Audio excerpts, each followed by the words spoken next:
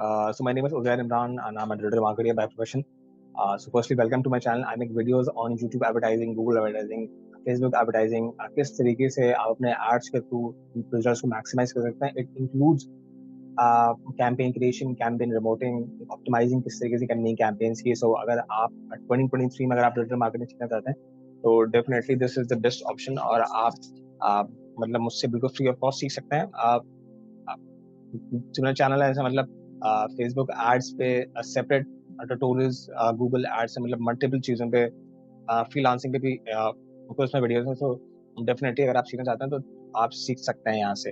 Okay, सो आज का topic वो बेसिकली है रीमार्केटिंग का. फेसबुक एड्स पे आप किस तरीके से रीमार्केटिंग कैंपेन्स रन कर सकते हैं अपने बिजनेस और अपने रिजल्ट्स को ऑप्टिमाइज करने के लिए.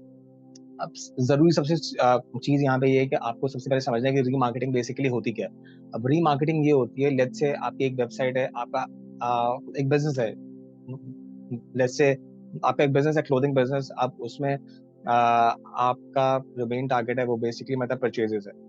तो अब लेट्स से आपका जो है वो जो टारगेट है परचेजेस का, उसमें अब बहुत सी यूजर्स आए, उन्होंने आपके ऐड पे क्लिक किया, ऐड टू कार्ट किया, लेकिन जो है कन्वर्ट नहीं किया. ठीक है, तो आप वो ऐड टू कार्ट उन्होंने नहीं किया, कन्वर्ट ऐड टू कार्ट उन्होंने कर लिया, कन्वर्ट होने से पहले वो चले गए. तो अब ये सारा जो सेटिंग का जो प्रोसेस है वो इनकम्प्लीट रह गया. तो उनको अब जो याद दिलाना पड़ेगा, डिवाइडेड दोबारा से एडवर्टाइज करके उनको याद दिलाना पड़ेगा कि जो परचेज रह गई थी वो उन्होंने कंप्लीट करनी है. So this is remarketing. आप रीमार्केट करते हैं अपनी प्रोडक्ट को, एग्जिस्टिंग कस्टमर्स को आप रीमार्केट करते हैं ताकि वो जो उनका जो प्रोसेस रह गया था सेल का वो उसमें जो है कन्वर्ट हो, और जो सेल है वो आपकी वहाँ पे हो जाए, कन्वर्जन आपको आ जाए. तो आज हम ये सीखेंगे कि आप किस तरीके से रीमार्केटिंग कैंपेन रन कर सकते हैं फेसबुक पे, और उसी डेटा को यूज करते हुए किस तरीके से आप जो है वो बेहतर चीजें कर सकते हैं. तो अब हम जाते हैं कैंपेन क्रिएशन के ऑप्शन पे. कैंपेन क्रिएशन के ऑप्शन पे लेट्स से मैं चले गया और मेरा जो ऑब्जेक्टिव है वो सेल्स का. लेट्स से तो सब मुझे ऑडियंस वही उन लोगों को टारगेट करना है जिन्होंने सेल नहीं की. मैं उनको दोबारा से रीमार्केट कर रहा हूँ क्योंकि उन्होंने इंटरेस्टेड ऑडियंस है, हाई इंटेंट ऑडियंस है, लेकिन वो कन्वर्ट नहीं हुई. ठीक है, तो अब ये बहुत बताता हूँ. कैंपेन लेवल, एड लेवल और एड लेवल होता है, एड सेट लेवल और एड लेवल होता है. अब मैं जाता हूँ डायरेक्ट एड सेट लेवल पे. अब जब मैं एड सेट लेवल पे जा रहा हूँ एड से, तो लेट्स से मेरा कन्वर्जन लोकेशन जो है वो है वेबसाइट. जहाँ पे कन्वर्जन मैं चाह रहा हूँ वो हो बेसिकली वेबसाइट. ठीक है, अब ये सब चीज़ें इतनी इंपॉर्टेंट नहीं है. बेसिकली जो मेरा मेन जो जो गोल है ये हो गया, डेली बजट हो गया, लाइफ टाइम बजट हो गया, that is up to you, आप चूज कर सकते हैं. ओके, सो जो ऑडियंस सिलेक्शन देखेंगे रीमार्केटिंग कैंपेन रन करने के लिए, you have to target the remarketing audience. सारे ऐसे वो लोग जिन्होंने इंटरेस्ट शो किया. तो डेफिनेटली इसका मतलब ये है कि अगर वो आपकी वेबसाइट तक आए, उन्होंने अगर सेल परचेज मतलब ऐड टू कार्ट किया लेकिन परचेज नहीं किया, तो उसका मतलब ये है कि उनको आपकी ब्रांड अवेयरनेस है. अगर इसको मैं लिंक करूँ मार्केटिंग फनल से तो अवेयरनेस आ गया, कंसिडरेशन आ गया और डिसीजन आ गया. अब लेट्स से उन्होंने अगर आपकी वेबसाइट पे आ गया, ऐड टू कार्ट भी कर लिया, तो मतलब अवेयरनेस की जरूरत तो नहीं है. और कंसिडरेशन, वो अभी कंसिडरेशन फेज में, क्योंकि कन्वर्ट नहीं होता, अभी वो मिडिल स्टेज में. तो इसकी वजह से हमको नई ऑडियंस इसमें टारगेट नहीं करेंगे. रीटारगेटिंग और रीमार्केटिंग उन्हीं लोगों को हम करेंगे जिन्होंने इंटरेस्ट शो किया है. ठीक है, अब सवाल ये बनता है कि हम अगर मैं एड्स लगा रहा हूँ तो मैं वो ऑडियंस कैसे ढूंढूंगा जिनको मैं रीमार्केट कर सकता हूँ. तो रीमार्केटिंग की ऑडियंस मैं इस तरीके से ढूंढ सकता हूँ कि लेट्स से एक जो ऑप्शन होता है कस्टम ऑडियंसेस का और लोकल लाइक ऑडियंसेस का, वो मैं यूज करूंगा. अब जब मैं जाता हूँ लेट्स से, अब मैं आज आपको सिखाता हूँ कि जब कस्टम ऑडियंसेस आप मतलब किस तरीके से बना सकते हैं. ठीक है, आप जैसे ही जब आपने कस्टम ऑडियंस पे जब आपने क्लिक किया, तो आप वेबसाइट में आप उतने लोग जो है वो रह गए. ठीक है, आप इसमें योर सोर्सेज जो है, एक आगे योर सोर्सेज और एक मेटा सोर्सेज. अब योर सोर्सेज में अगर यहाँ पे लिखा हुआ है वेबसाइट, ऐप, एक्टिविटी, कैटलॉग लिखा हुआ है, कस्टमर लिस्ट लिखा हुआ है, ऑफलाइन एक्टिविटी लिखा हुआ है. बारी बारी इसको मैं एक्सप्लेन करता हूँ, वीडियो ज्यादा थोड़ी सी लंबी, बिल्कुल एंड तक देखिएगा ताकि आपको बिल्कुल जो पूरा कॉन्सेप्ट है कस्टम ऑडियंसेस का वो आपको समझ में आ जाए. इसी ऑडियंस को यूज करते हैं हम अपनी ऑडियंस बनाएंगे रीमार्केटिंग की. अगर योर सोर्सेज में वेबसाइट मतलब मेरी अपनी वेबसाइट, मेरी अपनी ऐप, मेरी अपनी कैटलॉग, एक सेल्स कैंपेन रन करने के लिए आप जो है कैटलॉग रन करते हैं. कैटलॉग बेसिकली क्या होता है, अगर आपकी वेबसाइट पे अगर कोई भी प्रोडक्ट्स हैं, बहुत सारी प्रोडक्ट्स हैं, तो उसके लिए आपको जो है पूरा कैटलॉग अपडेट करना पड़ेगा. फेसबुक पे अपनी वेबसाइट को लिंक करना पड़ेगा. फिर आपने ऐड अकाउंट से जैसे उसको लिंक करेंगे तो जो कैटलॉग आपका वेबसाइट पे पड़ा हुआ है वो मैनुअली होगा या थर्ड पार्टी इंटीग्रेशन होंगे शॉपिफाई के जरिए भी, या एक्सेल की फाइल आप अपलोड कर सकते हैं. ठीक है, अब इसी तरीके से मतलब कस्टमर लिस्ट आ गई, तो कस्टमर लिस्ट में आपको एक पूरी लिस्ट अपलोड करनी पड़ेगी। अगर आपके पास कोई एक्सएलएस फाइल है वो आप अपलोड कर देंगे, उनके सब डिटेल्स वगैरह, वो उस लिस्ट को फेसबुक जो मतलब हैश कर देता है और वो यूज कर सकता है। ऑफलाइन एक्टिविटी, अगर आपका कोई ऑफलाइन स्टोर है वहां पे अगर आपने कोई सीआरएम अगर अटैच किया हुआ है, तो वो इन्फॉर्मेशन जो है वो जो है वो मतलब यूज कर सकता है, आप उस फोन को यूज कर सकते हैं ऑफलाइन। ये सारे आपके अपने सोर्सेज हैं, ये फेसबुक के सोर्सेज नहीं है, ये सोर्सेज वो हैं जो आपने फेसबुक को प्रोवाइड किए हैं। फेसबुक ना है, ये फेसबुक के खुद के सोर्सेज नहीं है। ठीक है, अब ये आ गया मेटा सोर्सेज। इसमें फेसबुक को जो आप जो वीडियो रन करते हैं, अगर किसी ने वीडियो के साथ एंगेज किया तो वो ये सब कस्टम ऑडियंसेस वहां बनेंगे। इवेंट्स, किसी ने आपके फेसबुक पेज के साथ एंगेज किया, किसी ने आपकी फेसबुक लिस्टिंग के साथ एंगेज किया, इंस्टाग्राम के साथ अगर किसी ने आपके लीड फॉर्म के साथ एंगेज किया, उसको भरा, तो ये सब मेटा सोर्सेज हैं। तो इसकी वजह से देखें, आप एक बात कर लेते हैं इसमें कि प्राइवेसी जितने कंसर्न्स हैं, iOS 14.5, अगर आपको इसके बारे में नहीं पता तो मैं जो है इस पे मतलब एक वीडियो मैंने अपलोड की भी है। वो देते हैं iOS 15 का मतलब ये है कि एप्पल जो है उसने जो डेटा प्राइवेसी के इश्यूज हैं इसकी वजह से iOS 14 में ये है कि अगर आप फेसबुक एड्स के थ्रू, अगर आप आईफोन को अगर टारगेट करते हैं, तो वो पहले यूजर से मतलब पूछता है कि आपको डेटा शेयरिंग करनी है या तो वो नहीं करनी। ठीक है, अब डेटा शेयरिंग की वजह से अब हुआ ये कि iOS 15 ने मतलब काफी रिस्ट्रिक्शन लगा दी है, तो जो आपको डेटा रिसीव होता है थ्रू पिक्सल, वो मतलब काफी कम हो रहा है। डेटा आपको रिसीव कैसे होता है?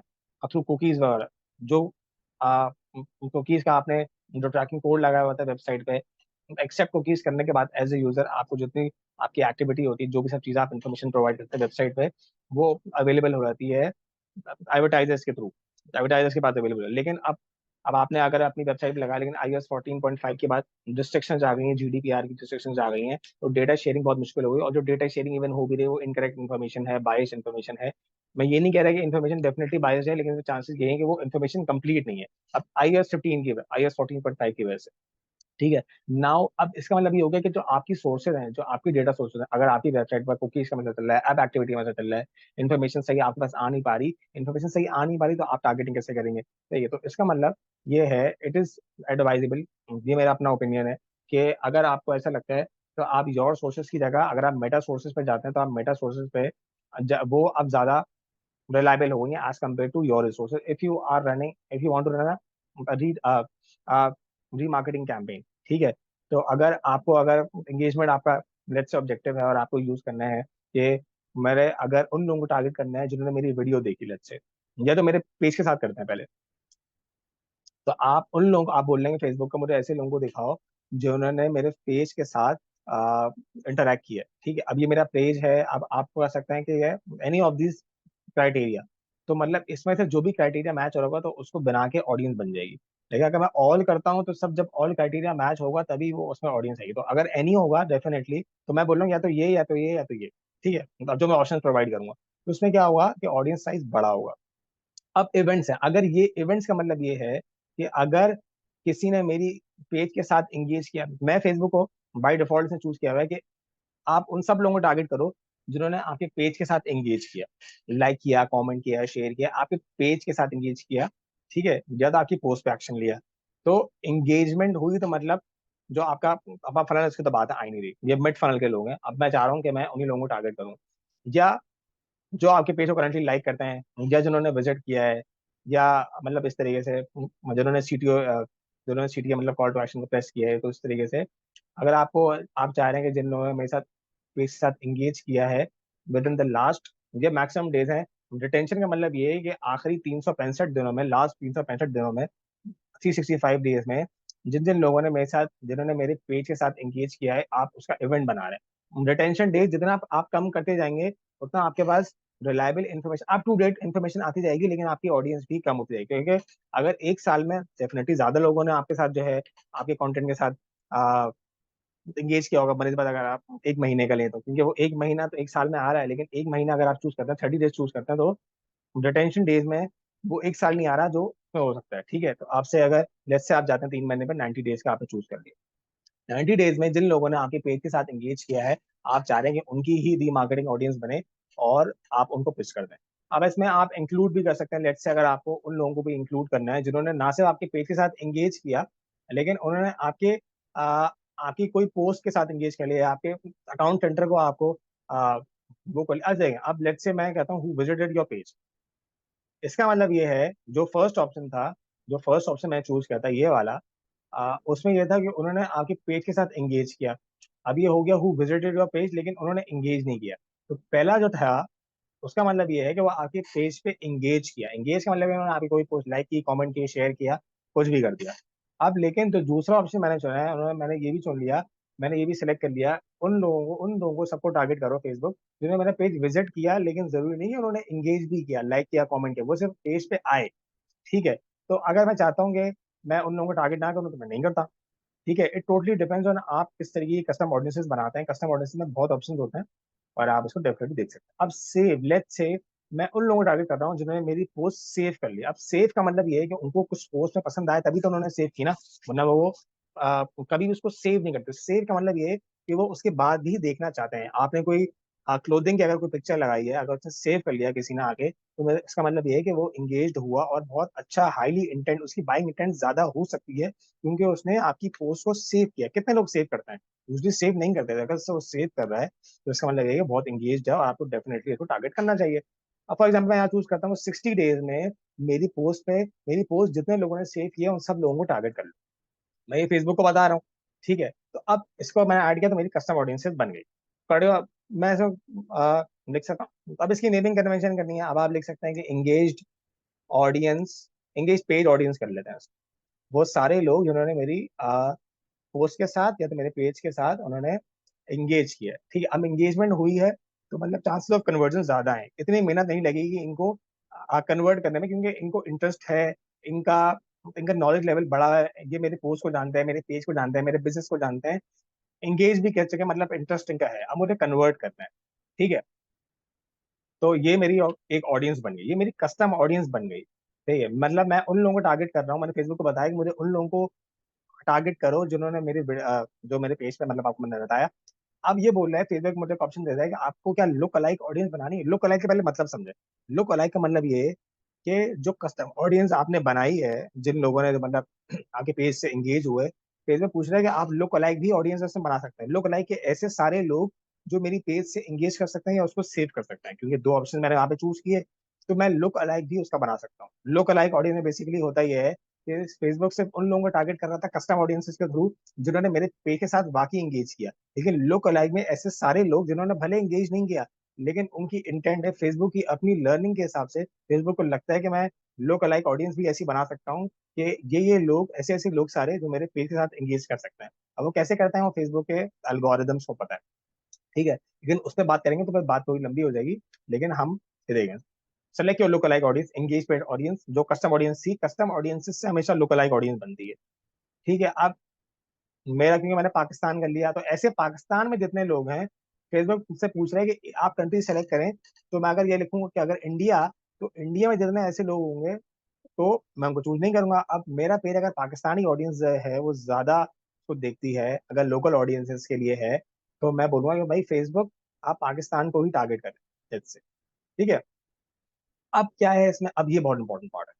आप number of local like audiences भी आप बना सकते हैं। आप एक ऑडियंस बना सकते हैं, दो ऑडियंस बना सकते हैं, तीन ऑडियंस अब आप फॉर एग्जाम्पल अगर एक एक बनानी है लोकल लाइक ऑडियंस, आप देखें परसेंटेजेस हैं यहाँ पे हैं 1 से लेकर 10% तक।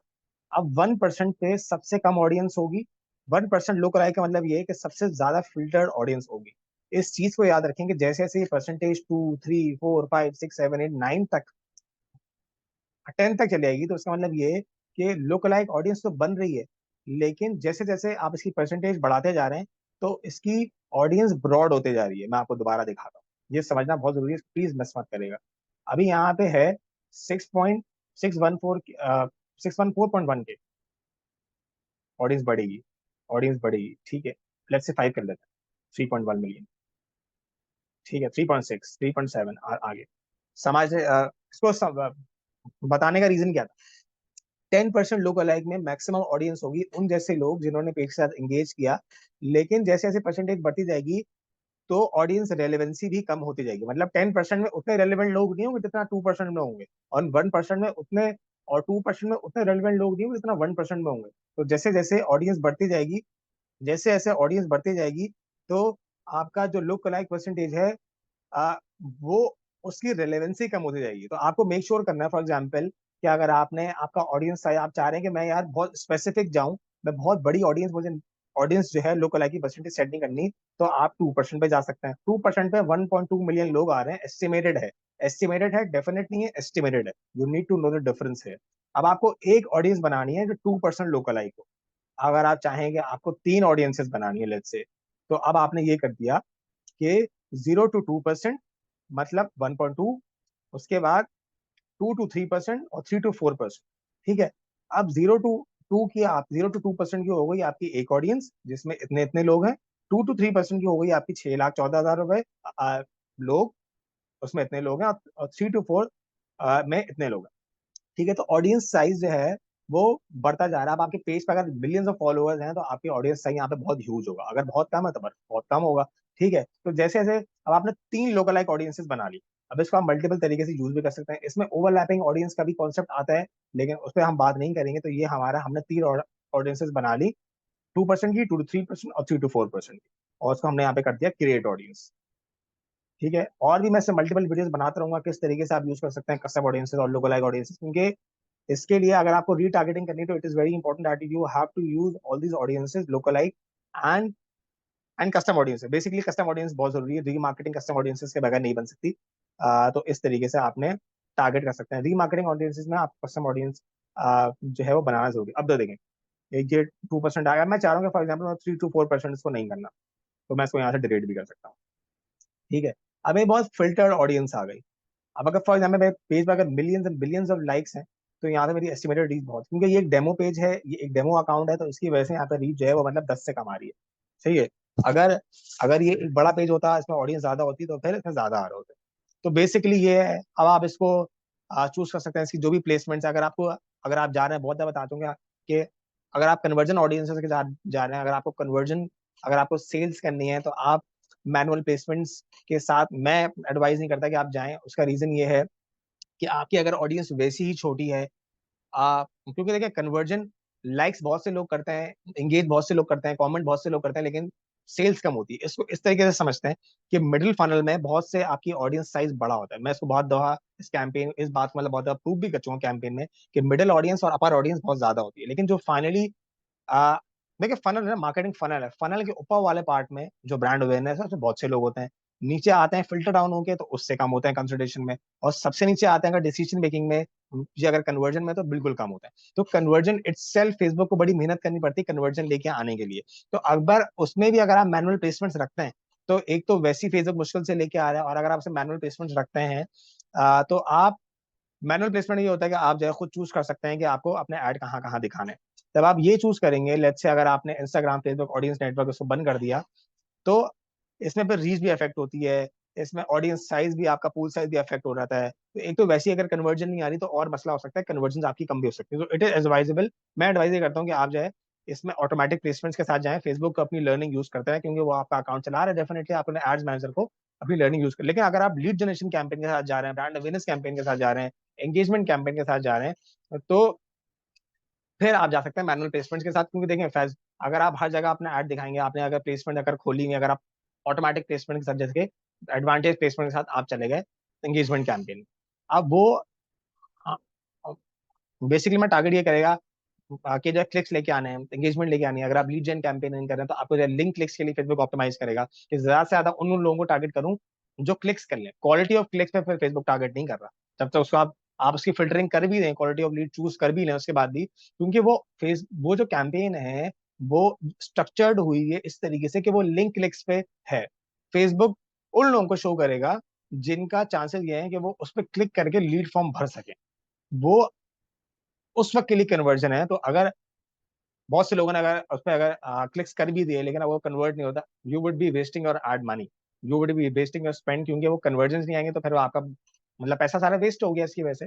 तो ये मेरी लॉजिक है, मैं इस तरीके से इस चीज को यूज करता हूँ। तो अगर आप एड सेट लेवल पे अब चले हैं, ठीक है, आपने कस्टम ऑडियंस यूज कर, बाकी सारा प्रोसेस ऑलमोस्ट वही है, तो मैं इस प्रोसेस को रिपीट नहीं करूंगा। इस तरीके से आप जाके मतलब कैरोसेल चलाना है, सिंगल चलाना है, वीडियो फॉर्मेट चलाना। अब यहाँ पे एसेट्स अपलोड करेंगे एड मीडिया में जाके, अपना प्राइमरी टेक्स्ट वगैरह जो भी आपको लिखना है, what ever is feasible for you, multiple में डाल सकते हैं ताकि एड फटीग वगैरह ना हो। फ्रीक्वेंसी भी आपने थोड़ी कमी रखनी है, डिस्क्रिप्शन वगैरह, anything you want to add, call to action में यू कैन अपडेट, मतलब यहाँ पे बहुत से ऑप्शन है, चूज डाउनलोड एनीथिंग एनीथिंग, मतलब आप चूज करके मतलब खुद देख सकते हैं इसमें।